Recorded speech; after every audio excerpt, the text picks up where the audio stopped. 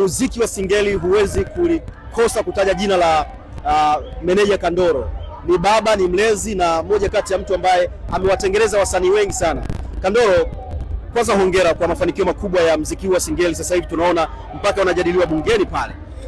Ni neema za Mwenyezi Mungu, lakini pia ni jitihada kwa sisi wa Tanzania wazalendo ambao nia yetu ni kuona tunaweza aje kubadilisha maisha ya Watanzania wenzetu vijana, lakini pia ni watu ambao tuna nia ya dhati na nchi yetu kuona kwamba lazima tusonge mbele. Yani kwa hiyo tunashukuru, na pia tunashukuru sana serikali yetu ya awamu ya 6 kwa sababu imekuwa ndo chachu ya kufanya haya mafanikio yatokee.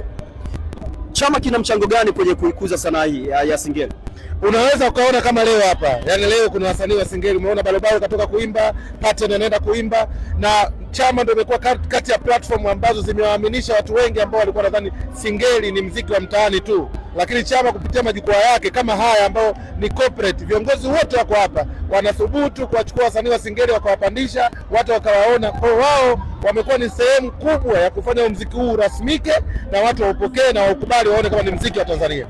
Meneja Kandoro, huoni kama kuna haja ya wewe kwenda kuwasemea wasanii hawa wa Singeli bungeni, kwa sababu hakuna mwakilishi yeyote yule msanii ambaye ametokana na product hii ya muziki huu ambao sasa hivi tunaupambania duniani kote, na tunaona wasanii wa hip hop zaidi wao ndio wamekuwa wakishughulika. Huoni kama kuna haja kwenda kuwakilisha wasanii pamoja na wananchi labda wa sehemu yoyote?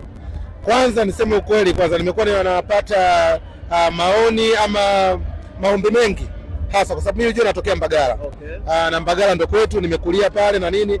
Nimekuwa napata maoni mengi kutoka kwa vijana na wapambanaji, wananiambia bwana meneja Kandoro, kwa sababu umeweza kuwanyanyua vijana kutoka chini na umewafikisha mpaka hapa.